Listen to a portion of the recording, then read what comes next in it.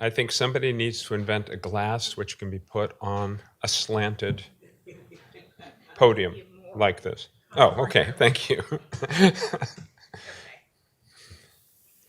Well, welcome everyone. I'm so delighted that you're here. I'm delighted to be here and honored.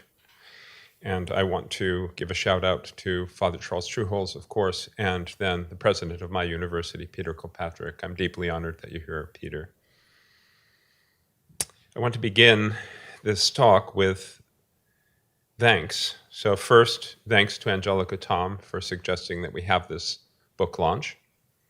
Thank you for Mark Brumley, the publisher at Ignatius Press, and Thomas Jacoby, the editor, who are both very enthusiastic about this and have been strong believers in this book. And then thank you for friends who were readers. One of the ways in which I picked out essays for this book is I sent a couple of hundred to dear friends like Paul Swope and Eric Mader. Eric Mader is something like a pen pal I have in Taiwan. He was very keen on my Mark book and got in touch with me, and since then he's read everything that I've written for publication. He's a fantastic proofreader and gives great feedback, so I'd like to acknowledge him and thank him. And then Bob Royal, my editor at The Catholic Thing, who's been a real great leader and supporter over many years. So thank you to everyone, and my wife Catherine too. I can't omit saying that. So I thought this is a standard book talk, takes maybe 20 minutes. I'm going to speak for, I think, 20 minutes, and then open it up for question and answer. And I've assembled these slides by thinking of questions that I would ask myself, or I've already been asked doing podcasts and so on for this book. So why did you write this book? This book is a collection of essays that have been published before in The Catholic Thing and a couple also in the Boston Pilot. And it's actually quite unusual these days for previous published essays to be assembled and published. It used to be a standard thing. Chesterton's essays are like that. But it's unusual today because of the ease of using the internet. So I'm actually kind of honored that Ignatius Press went forward with this, because it's an unusual book for them. And there are 4 reasons why I believed, and Ignatius agreed, it would be valuable to assemble these essays into a print book. The first is the enduring character of these essays. So a lot of journalism, it's things written for the day, right? That's what the word journalism means. It doesn't have much value beyond the day. I think a lot of these essays have value beyond the day. So they deserve to be put in a more permanent form. That's actually the second point on my list. The first is the enthusiasm of friends. So I have friends who write to me out of the blue about things that I published several years ago. Here's an example. This comes from a man who's very learned. He has a PhD from one of the best universities in his area. And he wrote to me just completely out of the blue. He said, "Your Lord of Substance article is, aside from reading Aquinas on the Eucharist, the most important thing I've read on the Eucharist. That may be a reflection on my ignorance of the vast literature on the subject, but I mean it as a sincere compliment to your really helpful explanation. Thank you." Okay, it's not over the top, right? Nonetheless, he was very excited by it, and that reveals something to me. You know, of course, authors are very fond of their own writing, but I overcorrect, and so if somebody writes to me like this, then it forces me to say, well, maybe this does have some value. I should include it in something and publish it.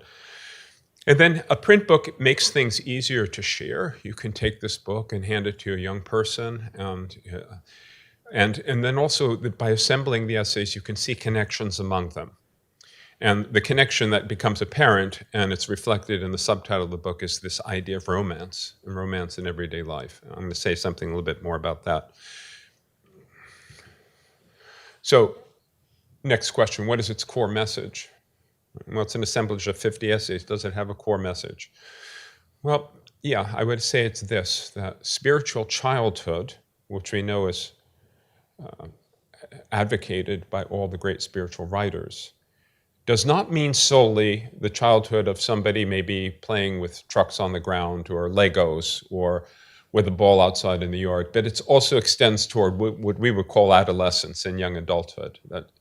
That the kind of childhood that Christians should strive to embody in their lives is youthfulness and idealism and also romance. So these marks, we might say, of teenage years or college years are meant to be marks of the life of Christian discipleship across the board. So that's how I interpret our Lord's language of light and salt, right? You are the salt of the earth, and how I have desired to enkindle fire on the earth, right? These are not bland words, right? Light, salt, and fire. St. Paul referred to the fragrance or the romance of Christians, the fragrance of the odor of followers of Christ. Right? And I want to maintain this is very attractive. Right? So we don't want to think of Christian life as following a series of rules or routines or something that's dreary or drab, because it's not, and it's not supposed to be. So if you can kind of bring out the sparks in it.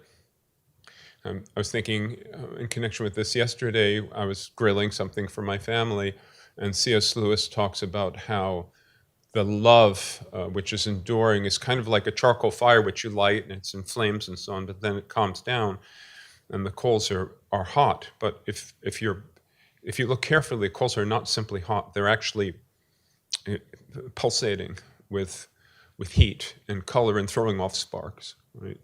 So that is the image I'd like to use for the ordinary life of a Christian. But why do you call it the shock of holiness? Well, my editors wanted to call it that. And I believe you always follow what your editors say. So my original title for this book, believe it or not, was Parochial and Plain Essays. So obviously, it was good that I was overruled. Because I take these essays as the fruit of a long-standing, long-term engagement with Newman's sermons, and my attempting to, in my own small way, to imitate Newman. So that's why I wanted to call it that. But one of it's 50 essays in I think 5 groups. So one of the groups was called Shock of Holiness, and the editors loved that, and they said, let's just call the whole book Shock of Holiness. And I liked to, without the definite article, because I thought it had double meaning, like a shock is a kind of group or cluster of things, right? But they insisted on the Shock of Holiness. So I call it that because my editors said I should call it that. But it has a lot of sense, because one of the kind of core themes, as I mentioned, is the kind of hiddenness of the supernatural in ordinary life. And when that gets revealed, it is kind of shocking. And I gave that title to the section of essays on martyrs. And the martyrs are really shocking. Like the life of these martyrs, like the Holy Ulma family or Jean de Brébeuf or the Carmelite nuns who were executed during the French Revolution, they're very, very powerful. And each one that you read, right, you say, well, how can this be? This is so extraordinary. Maybe you've had a book of Days with the Saints. We have a couple of these which we've used in our family. And you open it up and you read the Saint of the Day, maybe something you never heard of before. And you read the story of the saint, and you say, this is amazing. How can this be? This is extraordinary. And then the next day you open up the book and it's another saint and it's another thing that's extraordinary. Right? And each one is kind of like a shock or a slap in the face. And in some sense, even we're convicted that we should strive to be like them as well.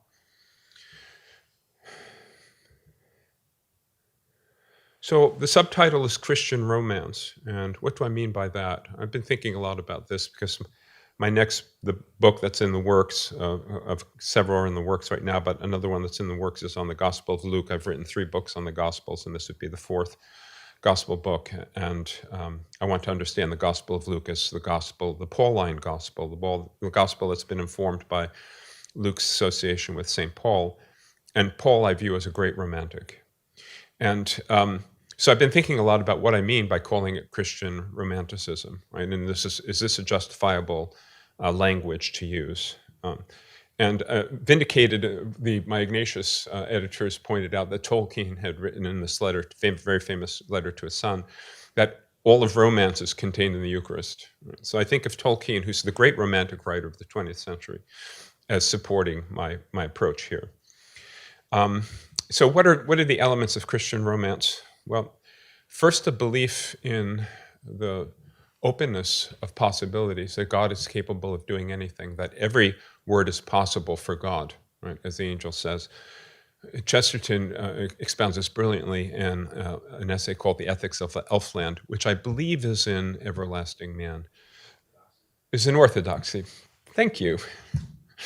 And isn't that a great essay, right?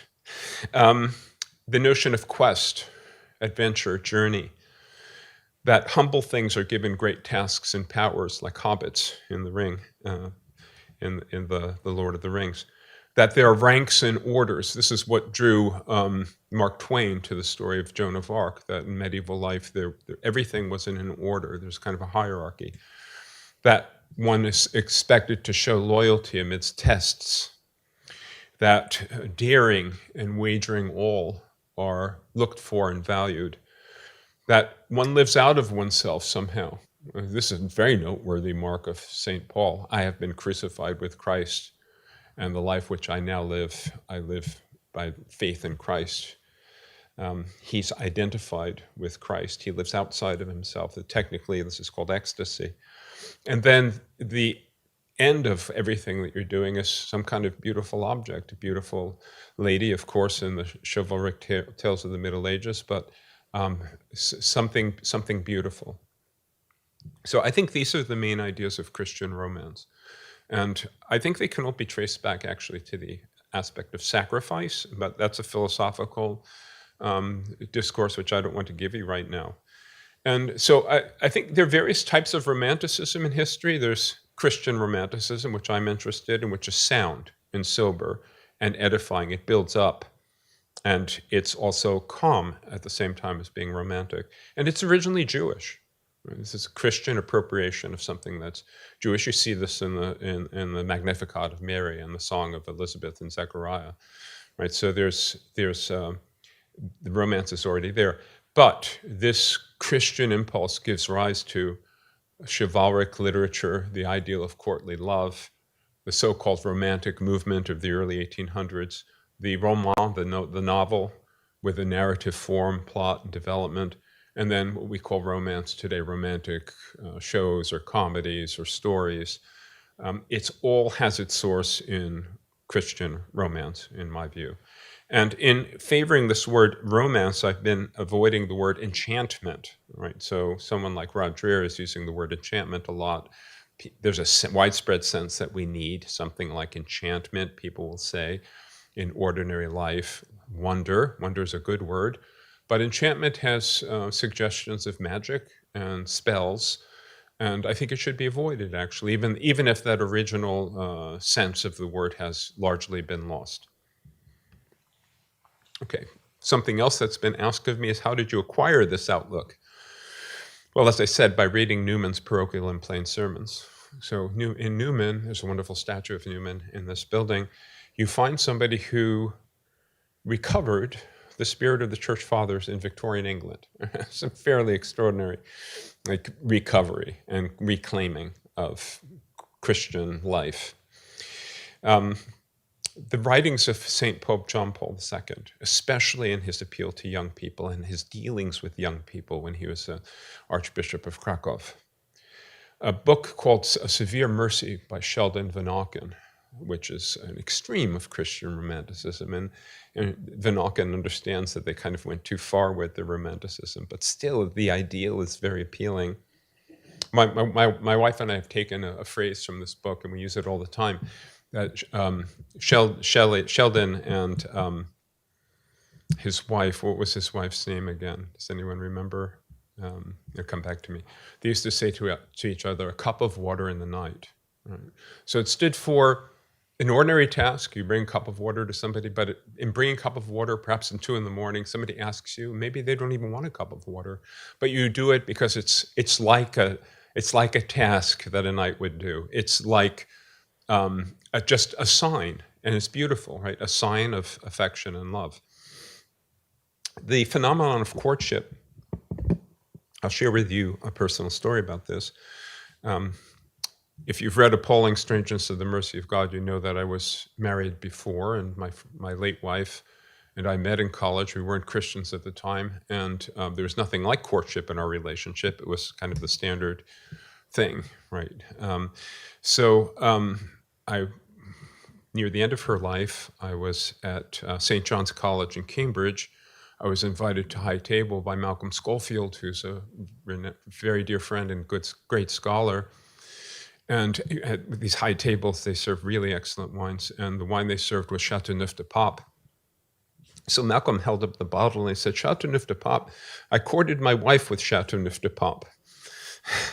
And people will say phrases or words, and they don't think they're significant to you, but for you, they mean something, and you think about it, and you dwell on it for years and years and years. And I did think about that when Malcolm said that. I thought, how impoverished I am. I never courted anybody.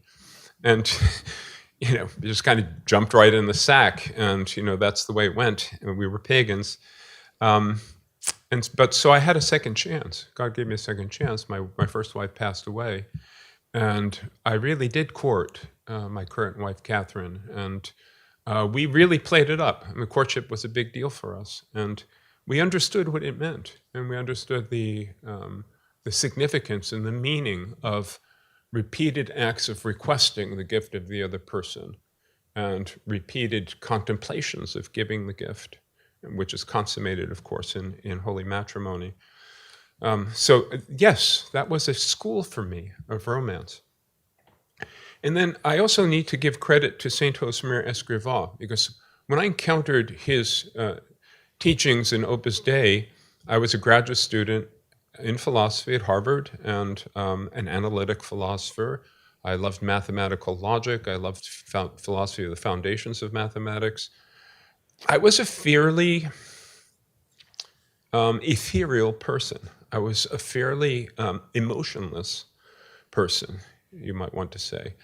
And I found the Christianity of Escrivá very appealing because of its flair, its panache, its hot-bloodedness even from a kind of a Mediterranean culture. And here's an example. Escrivá's talking about the Eucharist. And he wants to explain how it is that our Lord leaves himself in the Eucharist. He says, think of the human experience of two people who love each other and yet are forced to part. They would like to stay together forever, but duty in one form or another forces them to separate. They are unable to fulfill their desire of remaining close to each other. So man's love, which is great as it may be, is limited, seeks a symbolic gesture. People who make their farewells exchange gifts or perhaps a photograph with a dedication so ardent that it seems almost enough to burn that piece of paper. They can do no more because a creature's power is not so great as its desire. Right, and then he goes on to say that our Lord actually leaves himself, not just an image of himself. And this idea of I still remember when I first read this, so ardent that it seems almost enough to burn that piece of paper. It's just, that's what I wanted to have. I didn't have that as a graduate student at Harvard in philosophy. So we recognize better the value of things that we first recognize that we lack. Okay, so somebody else asked, and one might ask, what are your favorite essays? Right, so Moms at Mass, In Praise of Holy Water, right, The Lord of Substance. Let me just say something about The Lord of Substance, because I've already mentioned it. The Lord of Substance is about what I think there must be a connection between the feeding of the 5,000 of our Lord and his walking on water.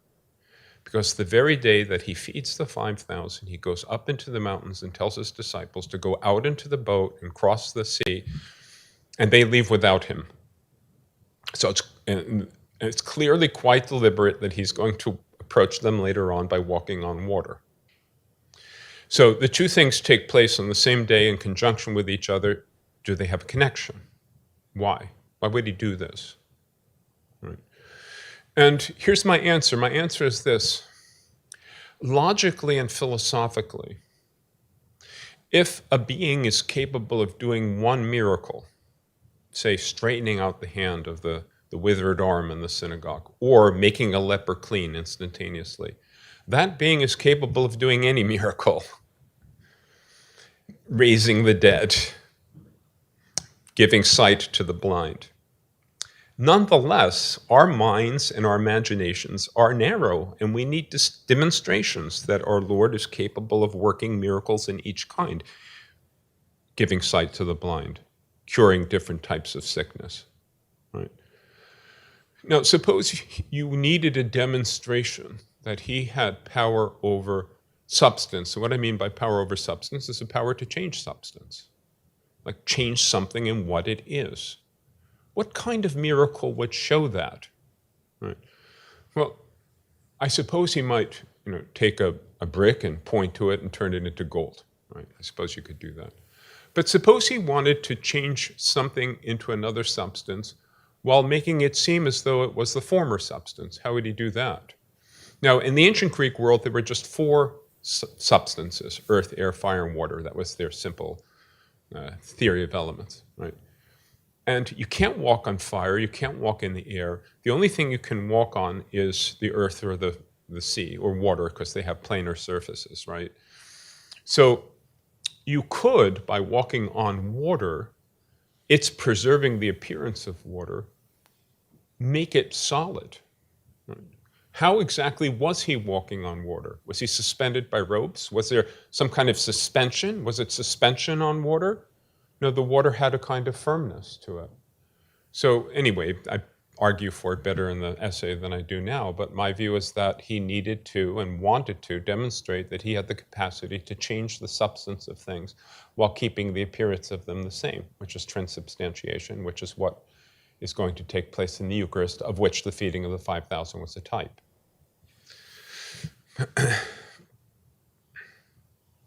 Babes in Alms is an essay about how we incorrectly think that acts of charity shown towards members of our family don't count as acts of corporal and spiritual acts of mercy. So mother and father have a baby. The baby has no clothing. I was naked and you clothed me. The baby has no food. I was hungry and you gave me to eat. The baby has no company. I was alone and you visited me. Does this count? Are these spiritual works of mercy? Or are they selfishness on the part of the parents, right? I argue that they count, that they're corporal works of mercy. And our thinking otherwise is one of the reasons why we discount the importance for Christians of having children. Well, we could talk about other essays. What's kind of fun about 1,000-word essays is that you can read it in 10 minutes and then discuss it for an hour. Okay, so in conclusion, another thing I wanted to convey by this book is that it's fun to think about our faith, that our faith is a real thing. It's the Catholic thing, as Bob Royal's website says, where if we're contemplatives in the midst of the world, as St. Josemaria recommended, then we see all kinds of strange and interesting and deep and mysterious and great things that are in everyday life. And 2 takeaways. The Christian faith is not simplistic, but it's deep, it's mysterious, and it's interesting. And the Christian faith is not, as so many people think today, primarily a matter of emotions and our emotional responses, but a matter of powers, of stations, and of realities. And I also want to say something about faith and reason. I think that for both of these points, it's extremely interesting how, by thinking, we uncover more of the mystery. So there's a kind of union of faith and reason, which is very appealing by going in this direction. Okay, so that is revealing to you why I'm doing this, what I think its value is, and please let me know if you have any questions. Yeah. The microphone and feel free. Here's Gerard, please. I actually have a comment. Yes. The Babes in Alms, that my 2 daughters are adopted from India. They were in orphanages. So they were orphans, and Yes. we gave them food, we gave them clothing. They literally came to us without the clothes on their back. And I remember talking to my friends, and saying, without us, they're orphans. Yes. And my friends who are also parents, I said, so are your kids. Without you, they're orphans. Yeah. A child needs somebody to take care of them, and it's a choice to take care of them. So I'm not a great person because I adopted a child. I adopted a child because I wanted a child.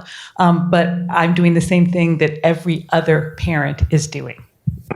Thank you. Yes, that's the message. Yeah. It's a difficult insight for a lot of people to have. Yeah.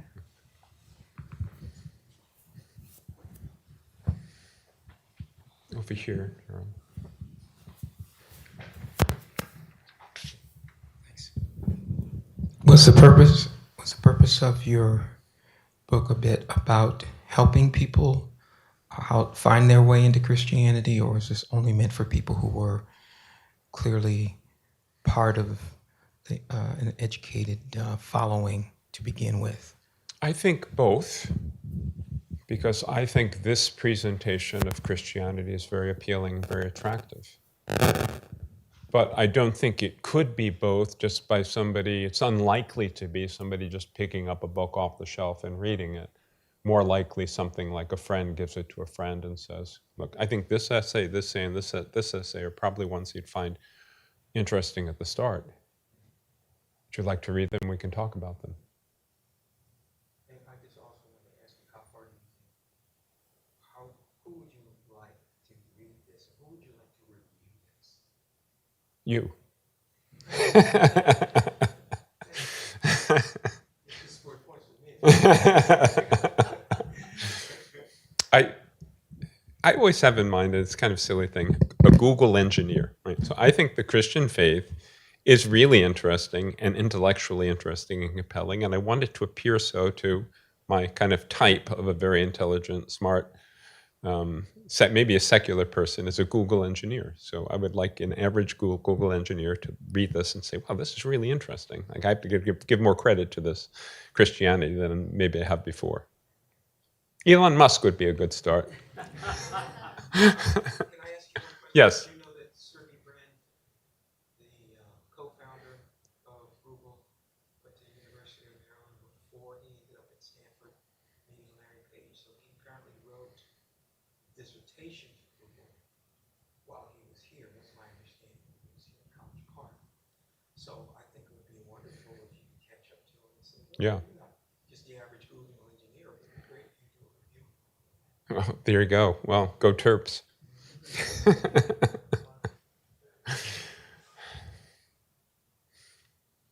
Yes. Do you have a recommendation of medieval romantic writing that we should read? I On would, courtship, medieval courtship. Mallory, Mort d'Arthur, something like that. C.S. Lewis kind of got his start in this direction also. He wrote a scholarly book on the origin of the ideal of courtly love, which is called, I think, The Allegory of Love. So that might be the best way into it for you.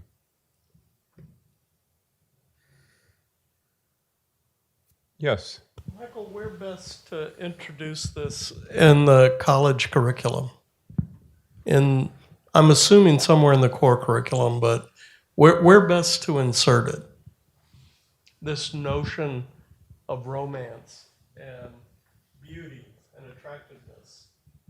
Where best to put that? All throughout? Freshman seminar? Where best to put it? That's a good question. As you know, I gave you a proposal for ideas about a core curriculum, and I didn't include anything like this. So you can kind of say, "Why didn't you?" That was your old nerdy Harvard self coming out there. But I think at the very beginning, it's best to catch them when they're coming out of high school before they start associating in college. What would we call it? Beauty and romance in everyday life? I won't object to that. Call it the Shock of Holiness if you want. I like it. Thanks.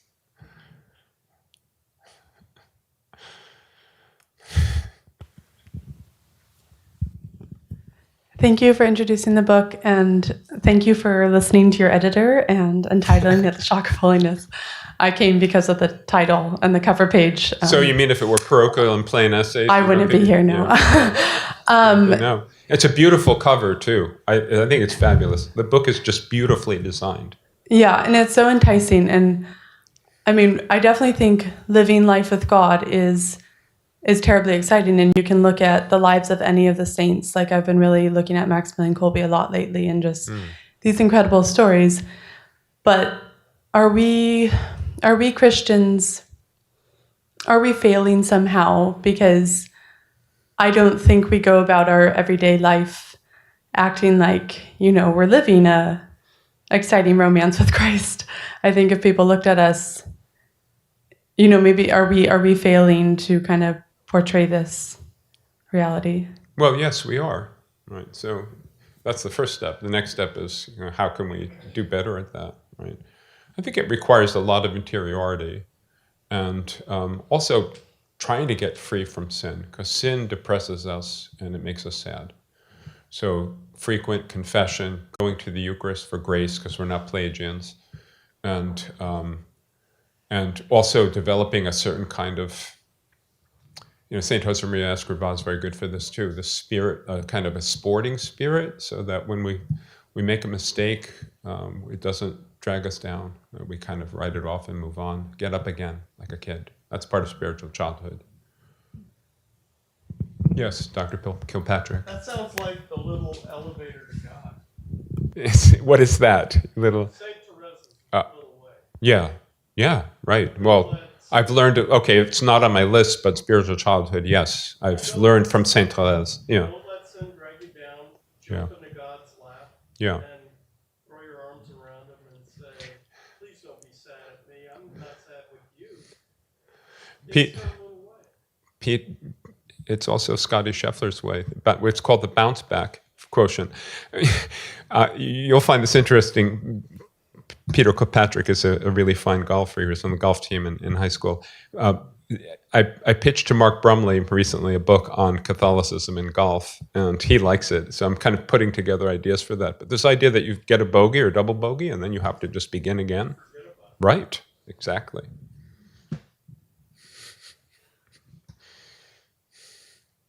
Yes. I like the power of a microphone. So thank you for all of this. And I like the romance of everyday life. I'm wondering if there's somebody who is in kind of a crisis moment, maybe a crisis of faith, a crisis of illness, breakup of a marriage, death.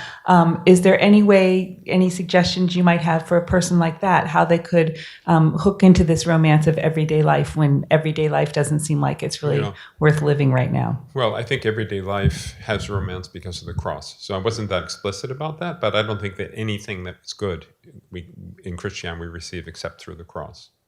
So there has to be some fundamental sacrifice somewhere.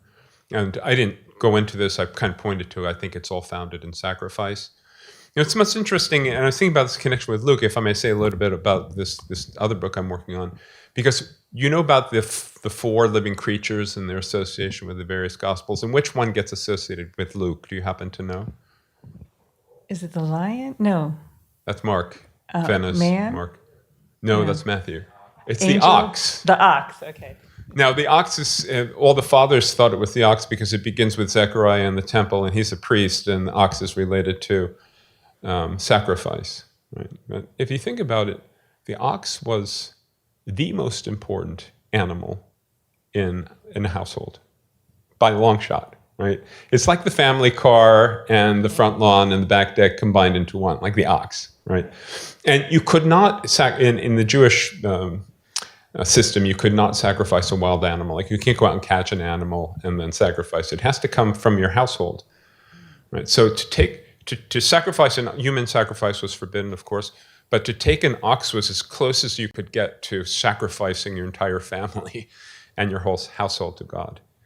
So I do think that a fundamental act of sacrifice, of offering up of your personal and family life and your marriage and your relationship with your children is necessary, underwriting all of this. And that marriage has to be understood in that way too.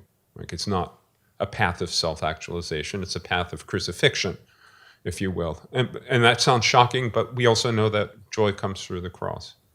So the kinds of cases you're talking about are not everyday life, like going to mass with your kids. But they do also involve the cross.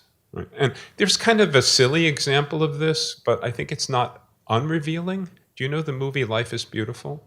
Where the father goes with the son to a concentration camp. Yes, of course. Okay. Are you offended by that, or you think there's something basically true about that when you see that movie? Yeah, there's basic truth. Something Absolutely. basically true. Yeah. So if that can be done with a concentration camp, it can be done with a breakup or a crisis or a bankruptcy or whatever it is. Okay, thank you.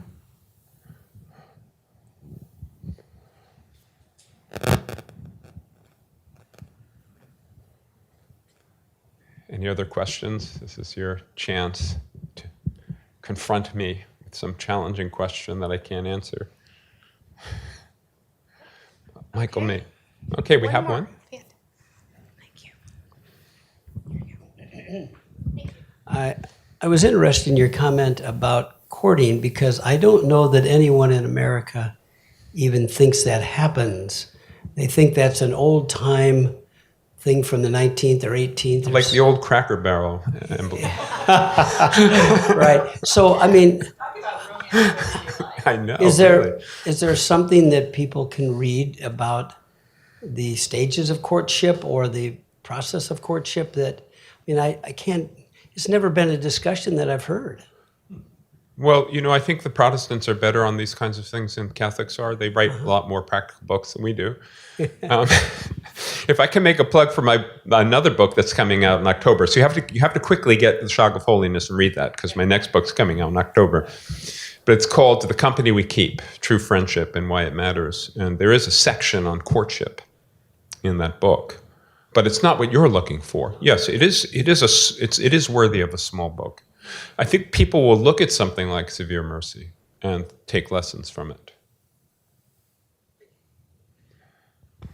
Any final questions?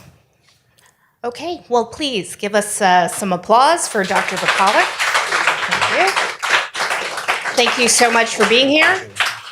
And he will return for his next book here at the CIC. So I ask you to join us outside where you can purchase this fantastic book of essays at the best Catholic bookstore you can find here on K Street in this land of lobbyists.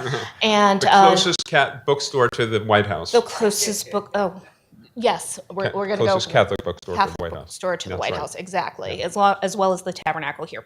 But please do come back.